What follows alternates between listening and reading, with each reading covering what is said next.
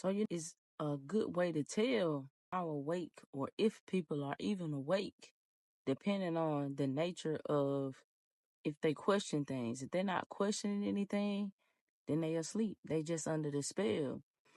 Because the whole nature of understanding this thing is you have to look at it as the hosts themselves. There's different levels to the host.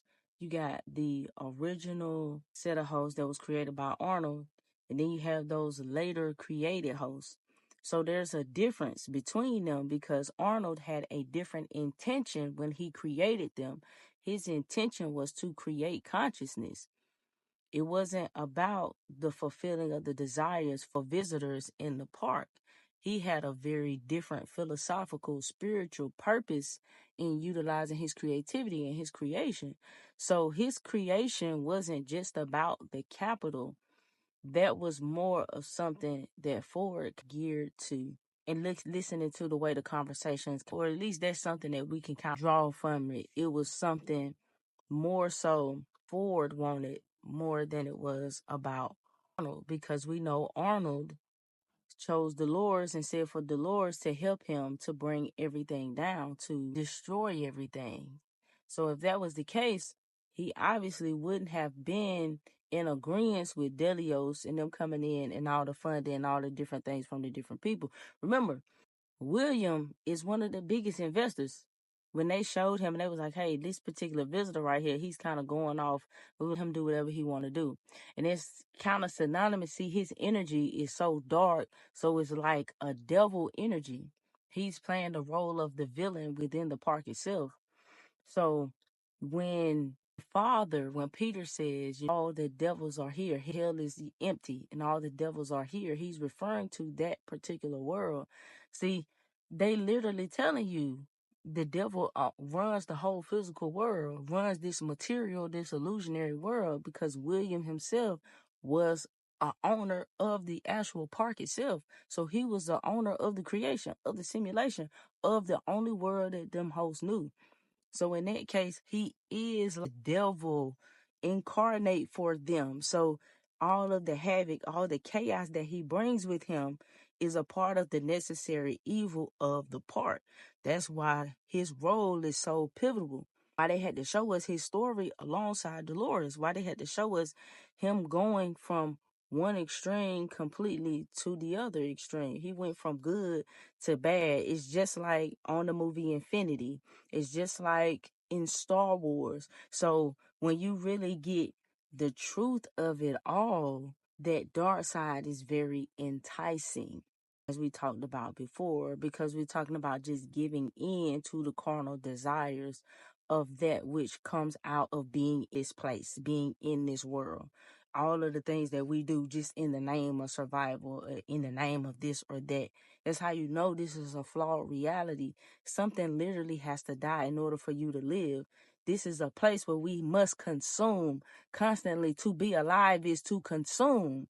So if that is the case, there has to be a sense of flawedness about this reality. It in a sense, when you really want to get philosophical about it, like, man, this has to be a flawed world when you think about it and when you look at it in terms of things like that. So, William, his first experience in the park, he saved the woman from a criminal, and his brother-in-law came and he said that woman was terrified. And he says, of course she was. That's why they exist. So you get the feel of it. So it seems real. So without the host having these very human-like qualities, being able to respond, having the emotions, it wouldn't feel real. So when they say we live in a simulation, everybody's a projection of that simulation, and these are all NPCs, and this is all out of your creation, out of your projector of your mind. Therefore, this is how this applies. So even though they're not real, in a sense, they appear very lifelike to make your experience that much greater. So you can be that much more entrenched in your experience. But the thing is, you just forgot that you were having an experience. You forgot and took it all to be real. So now that we've fallen asleep, we are like the host. trying to remember something. There's something that we are trying to remember, but we are stuck in these patterns or in these calls, these wheels, playing these roles, playing these positions when we are potentially so much more than that. Think about it. You wouldn't want to play GTA just running around GTA and there's nobody else on the game. You need people to fill it in. Just like in Inception, when he would say when they would create the dream, your subconscious fills it in with the people. Like they're just people from your subconscious. So bookstore, cafe, almost everything else is here too. Who are the people? Projections in my subconscious. Yours? Yes. So if you can understand it and think about it in that way, that's how the mind works. That's how the ancients understood the mind to work. So when we look at these type of movies and they have these concepts in them, they're telling a story or they are telling you about concepts from an ancient mystery system or from an ancient society, which is why it seems so different a way of thinking because it's non-linear. And if you remember when William first came, he wanted to be a hero. He wanted an adventure. His brother-in-law just wanted to be mundane, which is what the mass majority of people that come there want to do. They just want to do the most basic of impulses, which is kind of a given, but he wanted something more. He wanted an adventure. And what he ended up going on over the course of the next 30 years was the adventure of trying to finding himself. Like he said, I was born here, speaking in terms of him coming to terms or him grasping who he truly was by finding that part of himself within that place because it brings out the shadow. Because it is a low-rooted world, just like this reality, just like Earth. It's describing Earth. It's describing this current present matrix or society that we are in, even though it doesn't look like it. It's very allegorical that way, but it's trying to show you the actual world that you live in and the way we actually perceive the world. And why we perceive the world the way that we do is because it's basically just a programming. It's basically a way that we are hardwired into seeing and perceiving things. So the natural means of society is the natural flow of the program. So if you go against society, by all means, you're pretty much going against the programming. And there's different ways of doing that, which is why you get rebels or those who rebel pretty much seen ideally as the same way as people who just go against the law, who are criminals. Those are the people who bask in the underworld because you're talking about the people who are going against the system. There's the moral code or the moral aptitude of how they may be going against the system, but that is ultimately just the same thing at the end of the day. So now in present time, we see a lot of these hosts are glitching. It's not just Peter, Delores' father. It's quite a few of them is starting to glitch. They're starting to malfunction. And they are reacting from past memories or past storylines that they've been programmed to previously carry out. It's like I said before, they are remembering or accessing memories from the past so much so that they are reacting to that past, much like who? Humans, because people get stuck in the past and be reacting to things going on in the present based on things in the past. So these updates are making them more human. So think about it. Think about updates like celestial alignments or cosmological events and how there's going to be upgrade or spiritual upgrade because this planet is transiting this or we are in this particular period we haven't been. This is what those things symbolically are when they say updates. So it's just an opening of energies or different correlations or angles of light and data and information that hasn't been relayed to before that's going to impact the mind or the perception of the masses. So that's what, when they say updates, what you talking about when you saying updates, right? So everybody's starting to malfunction. More and more they becoming more like humans. So they have this period where they get most of the hosts out. They run this little diagnostic, whatever you had, whatever the case may be. And Ford is making changes at this time. There are not just the updates. He's making adjustments to certain characters, storylines. He's giving them more depth. For instance, Teddy never really had a storyline, but Ford saw fit to give him a more of a storyline. So you got Maeve, Teddy, but Maeve is now remembering, because remember, she woke up in the lab and she saw the real world. She saw what was really happening to them, and you can never unsee what it is that you have seen. And she couldn't unsee that, even though they thought they did away with her memory. But what we realized later is it was all part of her programming.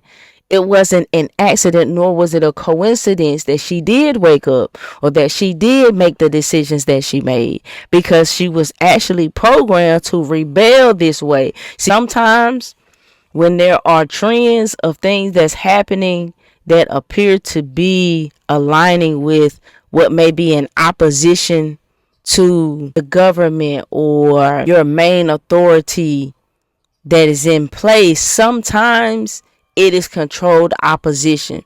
But it doesn't necessarily take away from the effect that it's going to have on people, because there's a book called People of the Secret. And when you read that book, it's a whole book that is explaining how there are secret, I want to say, I guess we could say agents that move about all throughout society, throughout history, and pretty much introducing a certain current of information, or a certain means of information. Like when the Kabbalah was introduced to Europe, it wasn't by coincidence. It was a very planned and meticulous insertion of that into society, because historically speaking, you got to remember, when we're talking about history, all of these books and knowledge, it wasn't the way it is today. Wasn't Everything wasn't available in a common regular language. This knowledge was, depending on where it was geographically, may have been in certain particular languages, and everybody, your common people, didn't have the knowledge of translating these books, or this knowledge wasn't just readily available like it is today. We don't understand the power that we have in having a cell phone, in having a computer, having access to the internet, because it literally brings everything to our fingertips. It gives us the ability to be able to just literally think of something it is that we want to know, and immediately find the means to get some sort of answer, or some sort of way to get to that answer. That was not something that they had once upon a time. So when you put all that into context, and when you think about it in that manner, then you can really say, oh, I can understand how things would have been, how information was sucked off for long periods of time, and they didn't have this type of information, because that information just wasn't readily available to everybody. So you have things that were introduced to Western society that came, or that isn't properly credited with the actual people who really introduced it into society, because it came from another group of people or sect of people that don't want to be acknowledged. They'll tell you, especially in this Western world, about how Christianity conquered, but they don't really go into too much emphasis about Islam and the Islamic empires. You know what I'm saying? So you have to do this type of study yourself so that you can make these connections on your own. Because when you make these connections, it's like you're building bridges in your own mind, in your own nervous system, your own synapses in your brain. It's like making connections. That's why they say aha moments, and why they would illustrate that with a light bulb, because in that moment you've made a synaptic connection in your brain that is a literal electrical response that creates light. So it's imperative that you do study for yourself, so that you find this information for yourself, so you aren't just repeating things that you think you know, because all you're doing is just believing. We have to get out of the means of wanting to believe what we are being told, and doing the work for ourselves so that we can know the things that we speak about. And there's a big difference when you do the seeking yourself so you can become a knower, and you aren't just looking for someone to fulfill a feeling or to give you a feeling based off of what they are saying, therefore just leaving you to be a believer in somebody, leaving you to be a follower. You want to do your own research. You want to get to them answers yourself. Now, Ford did the update to Teddy. He updates Teddy. He says that Teddy's story or his backstory is a mystery because they never gave him one. It was just a formless guilt that he had, a formless guilt that he would never atone for. So he just always had this programmed feeling of guilt that he don't know why it's there. It's how we can be experiencing or feeling things and we don't know why we felt like this all our lives. It was something that's just kind of feed into our personality, and we may not really know why it's there. This is the type of thing that drove me to study astrology, psychology, so that I could better understand, because I just had this very strong drive to know, to understand. And that's what made me look into astrology, into psychology, into numerology, to explain these dynamics, these feelings. What is this? What is that is going on within me? And it is that acceptance of me needing to know that led me on this journey of acquiring this knowledge and this information and got me sitting here talking to y'all. So it was just something that drove within me, that I followed within myself, that brought me here, that got me to this very particular point.